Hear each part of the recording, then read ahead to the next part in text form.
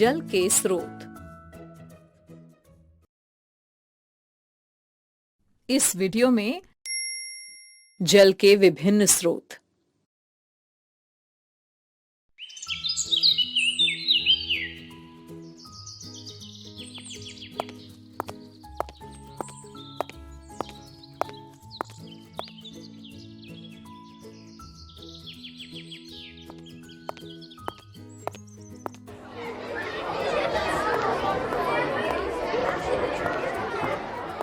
नमस्ते दीदी।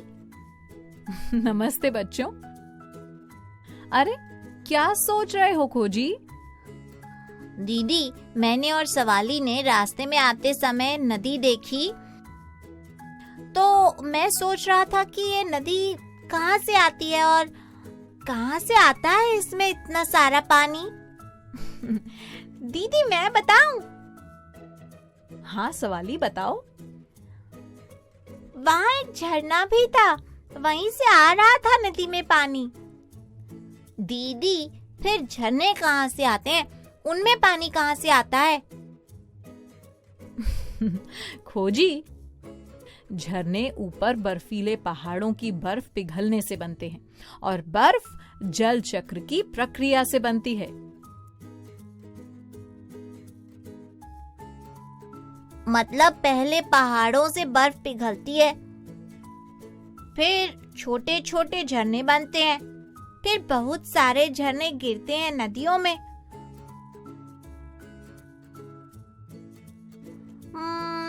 मगर दीदी, नदियों का पानी जाता कहाँ है?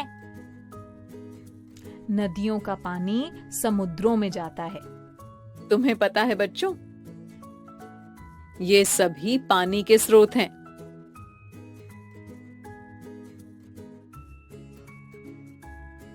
दीदी, पानी के स्रोत मतलब? बच्चों, पानी के स्रोत का मतलब है जहां से हमें पानी मिलता है। दीदी, इसका मतलब नल भी पानी का स्रोत है? नहीं, नल में जो पानी आता है वो भौम जल से आता है, मतलब जमीन के अंदर से। जब बारिश होती है तो कुछ पानी जमीन के अंदर चला जाता है, जिसे भौम जल या भूमिगत जल भी कहते हैं बच्चों। भौम जल यानी भूमिगत जल भी पानी का प्राकृतिक स्रोत है। अब ये प्राकृतिक स्रोत क्या है दीदी? बताती हूँ। असल में पानी के स्रोत दो प्रकार के होते हैं। पहला प्राकृतिक स्रोत यानी कि नेचुरल सोर्स, दूसरा कृत्रिम स्रोत यानी कि मैन मेड सोर्स। प्राकृतिक स्रोत मतलब वो स्रोत जिनसे हमें प्राकृतिक रूप से पानी मिलता है, जैसे नदी, झरने, समुद्र, बारिश और भौमजल।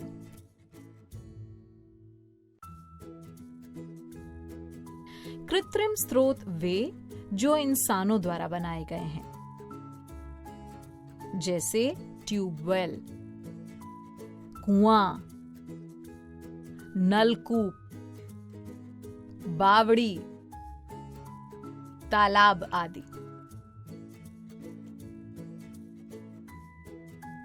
तुम्हें पता है बच्चों, पृथ्वी का 2/3 से अधिक भाग जल से घिरा हुआ है और समुद्र जल का सबसे बड़ा प्राकृतिक स्रोत है। दीदी, पृथ्वी पर इतना पानी है, फिर भी सब कहते हैं कि हमें पानी बचाना चाहिए, ऐसा क्यों? खोजी, सब सही कहते हैं। पृथ्वी पर पानी है तो बहुत सारा, पर अधिकांशतः पानी समुद्रों में है, जो कि पीने योग्य नहीं, अर्थात उसे पिया नहीं जा सकता, क्योंकि समुद्र के जल में अत्यधिक अशुद्धियां और नमक होता है। इसके अलावा बहुत सारा जल ठंडे क्षेत्रों में बर्फ के रूप में जमा हुआ है। तो दीदी, इसका अर्थ हुआ हम केवल नदी, झरने, नलकूप, तालाब और कुएं का जल ही पीने के काम में ला सकते हैं।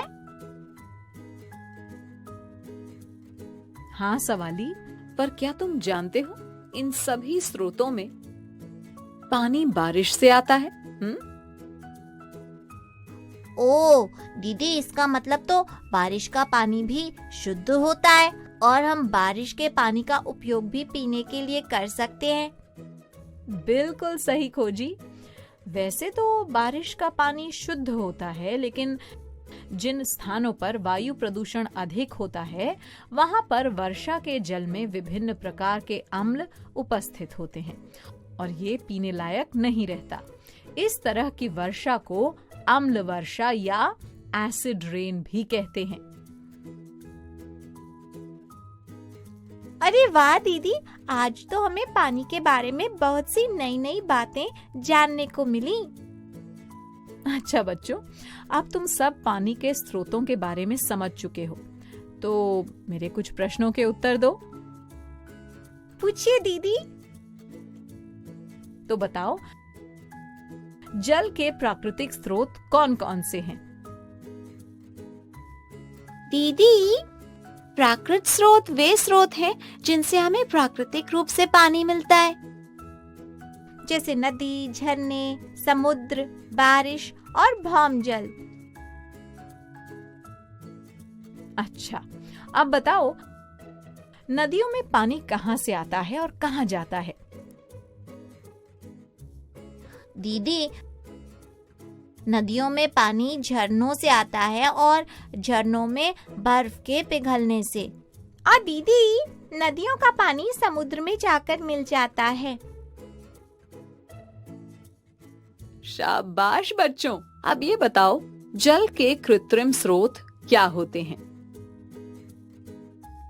दीदी, जल के कृत्रिम स्रोत जल के वे स्रोत होते हैं जो इंसानों द्वारा बनाए गए हैं, जैसे ट्यूबवेल, कुआं, नलकूप, बावड़ी, तालाब आदि।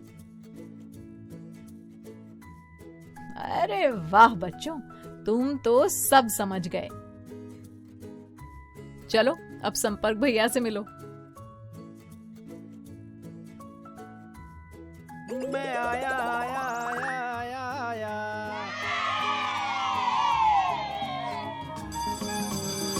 ओके बच्चों, बाय बाय बाय। बच्चों, अब मैं जाती हूँ, कल फिर मिलने आती हूँ। इंग्लिश में अब होंगी बातें, मैथ सीखेंगे हंसते गाते।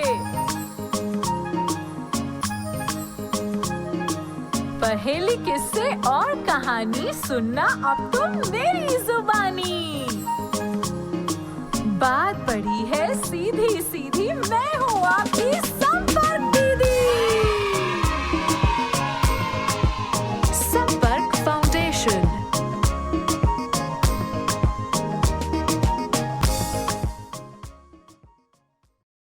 आपको ये वीडियो देखकर मजा आया ना?